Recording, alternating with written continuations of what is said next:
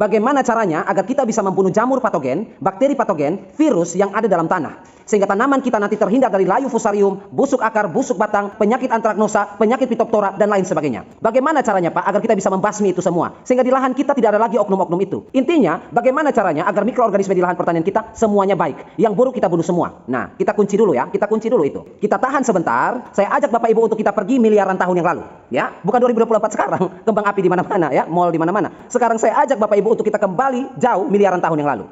Bapak Ibu, alam semesta atau galaksi Bima Sakti tempat bumi kita ada ini terbentuk sudah 15 miliar tahun yang lalu. Artinya usianya sekarang mencapai 15 miliar tahun. Alam semesta kita, universe kita ini, di mana bumi kita berada, umurnya sudah 15 miliar tahun. Bapak Ibu bayangkan ya, orang saja, manusia seperti kita saja, kalau hidupnya sudah 90 tahun umurnya, itu sudah bosan banget di bumi. 90 tahun itu udah bosan banget, udah jenuh banget, pengennya mati aja. Udah jenuh banget. Gila, 90 tahun saya ada di bumi ini.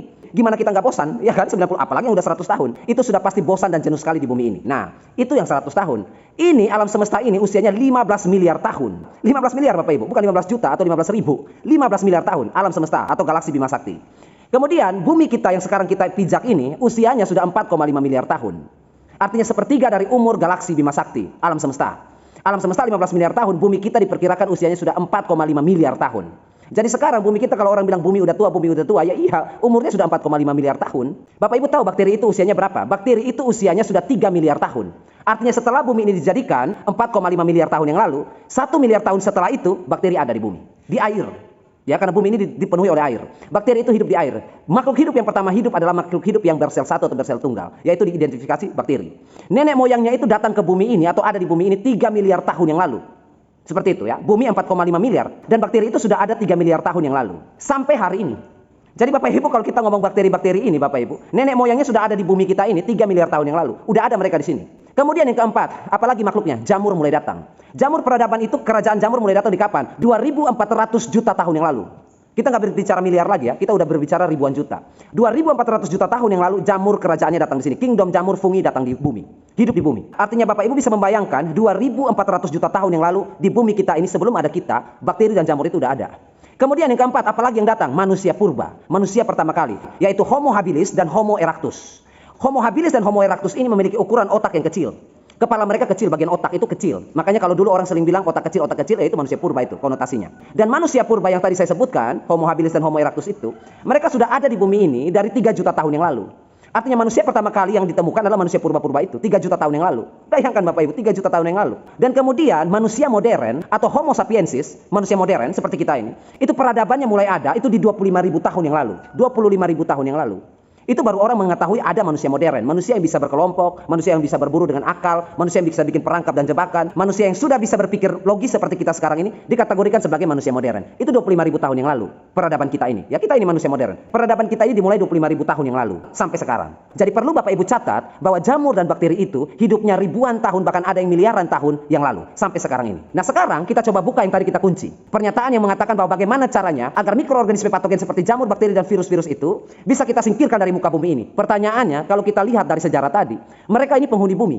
Penghuni bumi pertama. Siapa yang pendatang? Manusia atau mereka? Bapak Ibu akan serempak menjawab, kita pendatang. Bagaimana mungkin pendatang mengusir, pendatang membunuh makhluk pertama kali atau makhluk yang menciptakan oksigen? Dan mereka ini yang memiliki andil penting dalam menciptakan oksigen di bumi kita ini sebelum adanya kita. Sehingga kalau kita sudah ada, peradaban manusia mulai datang, hutan, pohon, hewan, oksigen sudah ada semua. Kita manusia sebagai pendatang yang siap menikmati saja. Lalu sekarang kita berpikiran untuk memusnahkan mereka. Kira-kira logis nggak seperti itu? Kita harus tahu Bapak Ibu, kalau kita peradaban manusia ini kita pendatang menurut ilmu pengetahuan ya. Yang saya omongin dari tadi ilmu pengetahuan. Kalau Bapak Ibu singgung sangkut pautin ke agama ya nggak nyambung. Ilmu pengetahuan akan bertolak belakang dengan itu ya. Pertanyaannya adalah bagaimana caranya Pak agar kita tetap menghargai mereka sebagai penduduk utama, penduduk pertama di bumi ini. Kita sebagai pendatang bisa hidup berbarengan tanpa saling memusnahkan, tanpa saling menyakiti. Bagaimana caranya yang aman agar kita bisa hidup berbaur dengan mikroorganisme ini, baik yang sifatnya positif maupun negatif. Bagaimana caranya? Kita membuat patogen-patogen ini tidur. Kita buat virus-virus ini tidur. Kita buat antraknosa itu tidur. Kita buat fusarium itu tidur. Kita buat pitoptora itu tidur. Kita buat penyebab-penyebab busuk akar itu tidur. Tidak kita musnahkan, tidak kita bunuh, tetapi kita buat dia tidur. Karena kalau Bapak Ibu mau mencoba untuk membunuh mereka, mau berapa kuat Bapak Ibu? Mau berapa triliun uang Bapak Ibu untuk beli fungisida? Mau berapa triliun uang Bapak Ibu untuk membeli bakterisida? Begitu semprot bulan depan udah ada lagi. Begitu semprot minggu depan udah ada lagi. Begitu semprot besok sudah ada lagi. Mau sampai kapan kita menghabisi mereka? Mereka ini akan tetap ada. Jumlah mereka terlalu banyak. Makanya kita sebagai manusia modern kita harus mengakali mereka. Caranya ya bikin mereka pingsan, bikin mereka tidur, bikin mereka dorman, bikin mereka tidak aktif. sekalipun mereka ada di lahan. Bapak Ibu, di lahan pertanian itu ada bakteri baik, bakteri jahat. Di lahan pertanian itu ada jamur baik, jamur jahat juga. Nah sekarang kalau kita mau buat mereka pasif, tidak aktif di tanaman kita, di lahan kita, apa syaratnya? Kita harus tahu dulu habitat mereka ini seperti apa yang mereka inginkan. Yang mereka inginkan itu cuma dua. Yang pertama iklim atau cuaca atau keadaan lingkungan yang memadahi atau mencukupi atau mendukung kehidupan mereka untuk bisa aktif, maka itu poin pertama kita. Kita sudah tahu rahasianya. Iklim menentukan dia aktif atau tidak. Cuaca menentukan dia aktif atau tidak. Suhu udara menentukan apakah dia aktif atau tidak. Suhu tanah menentukan apakah dia aktif atau tidak. Ya, kita sudah dapat pelajaran pertama ya, poin pertama. Kita simpan, kita kunci. Poin kedua apa? Poin kedua adalah tingkat keasaman dan kebasahan tanah. Nah, kita sudah tahu rahasia mereka. Patogen-patogen ini kita sudah tahu. Jadi sekarang kalau kita sudah tahu triknya, tinggal kita setting saja. Mau buat mereka tidur atau aktif.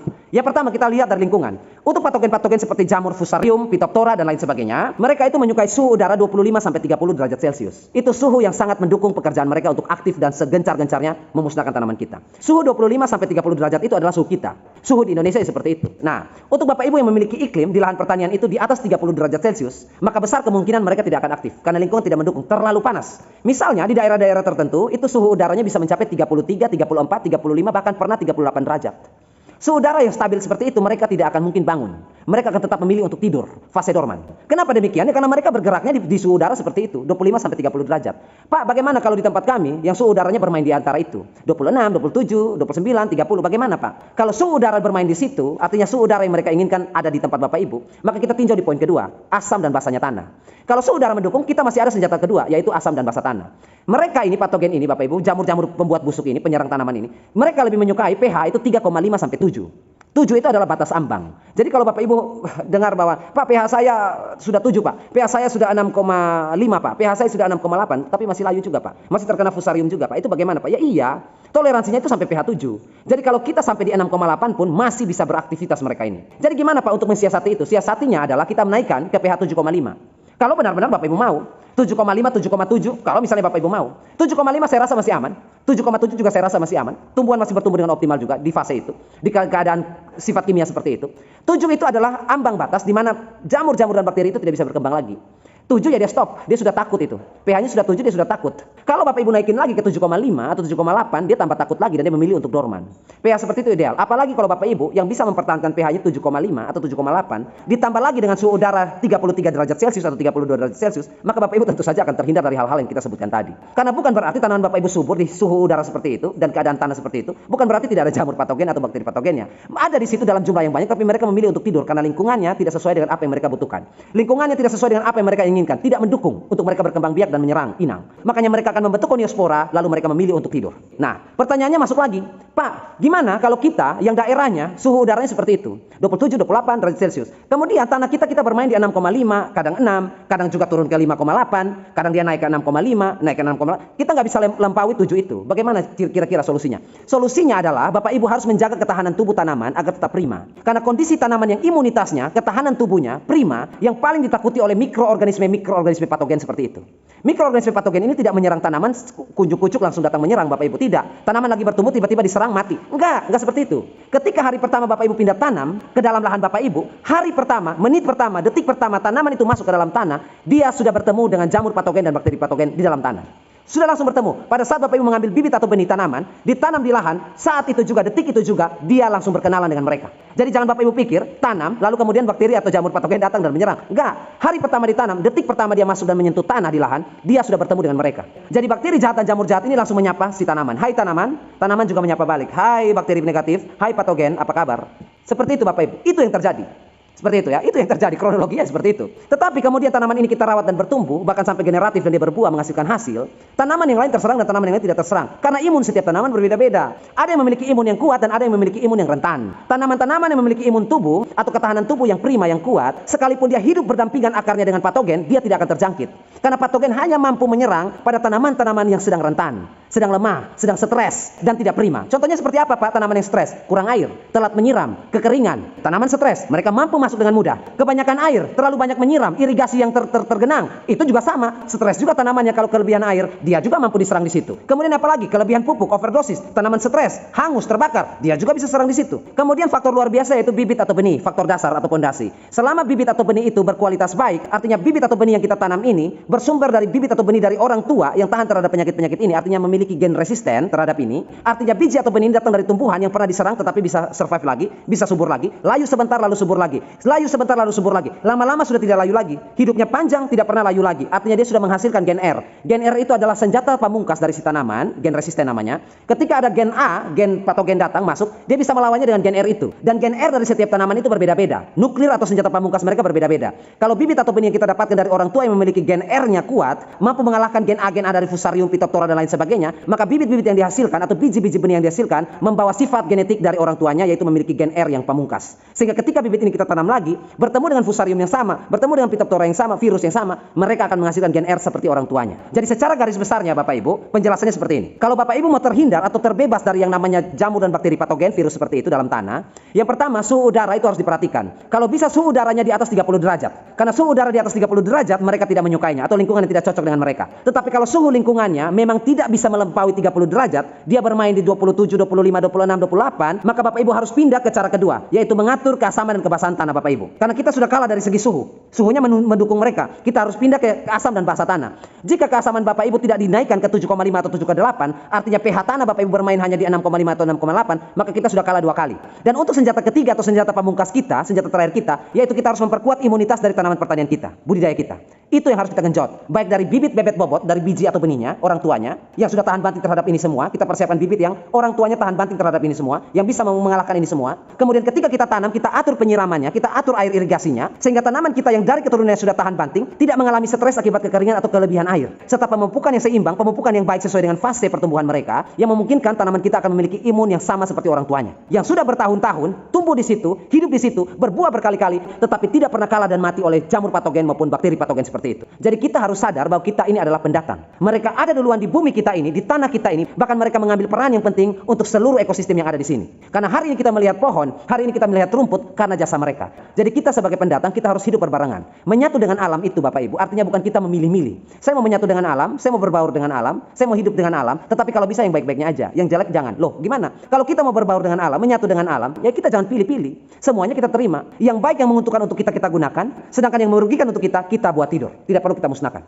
Dan poin terakhir sebelum saya menutup video informasi ini, bagaimana kasusnya Pak? Tentu akan pertanyaan di komentar seperti ini. Bagaimana Pak kalau kasusnya tanaman di lahan kita sudah layu Fusarium, sudah busuk, sudah layu, sudah mau mati ini? Semua cara sudah saya lakukan Pak, semua metode sudah saya pakai Pak, semua obat sudah saya pakai Pak, tetap tidak tertolong, dia masih layu saja. Maka solusinya adalah tambal sulam. Ya, ketika semua metode, semua cara, semua pengorbanan sudah dilakukan, dia masih layu juga, masih kalah juga terhadap penyakit itu, maka yang harus Bapak Ibu lakukan adalah tambal sulam. Cabut dia, musnahkan, buang yang jauh atau bakar, dan tanam yang baru. Karena tanaman yang baru kita tanam ini, pengganti yang rusak tadi, belum tentu imunnya separah dia. Bisa jadi imunnya lebih kuat dari dia. Makanya kita temui banyak kasus di lapangan, tanaman yang sudah kena layu Fusarium, di lubang yang sama, tanpa perawatan apapun, ketika kita menanam kembali tanaman yang baru, di lubang yang sama, tanpa perlakuan, tanaman tersebut tetap tumbuh, tetap optimal, dan tidak layu seperti tanaman sebelumnya. Sekalipun lubang itu tidak diberi perawatan. Karena setiap tanaman memiliki imunitas berbeda-beda. Nah, itu kalau misalnya Bapak Ibu bertanya, kasus yang di lapangan itu, sudah dicoba dengan segala macam cara, tetap dia masih layu seperti itu. Kalau sudah masuk generatif dan sudah berbuah, bisa dipanen buahnya. Kan buahnya mau dijual itu. Dipanen buah-buahnya saja untuk dijual, kemudian dicabut tanamannya dan diganti dengan tanaman yang baru. Karena belum tentu tanaman yang baru selemah dan serentan dia. Ya, oke Bapak Ibu semuanya, kurang lebih seperti itu saja. Besok kita akan masuk pada penyakit menular ya pada tanah. Banyak sekali yang sudah bertanya seperti itu. Pak, gimana Pak penjelasannya tentang penularan penyakit pada tanah? Apakah tanaman ini sudah terjangkit, dia menular lewat tanah, masuk ke tanaman yang lain dan menjangkiti tanaman yang lain? Itu gimana penjelasannya? Nah, besok kita akan masuk pada materi itu. Terima kasih sudah menyaksikan dan terima kasih untuk waktu berharga Anda untuk kita bisa diskusi bersama. Dan akhir kata saya ucapkan, Assalamualaikum warahmatullahi wabarakatuh.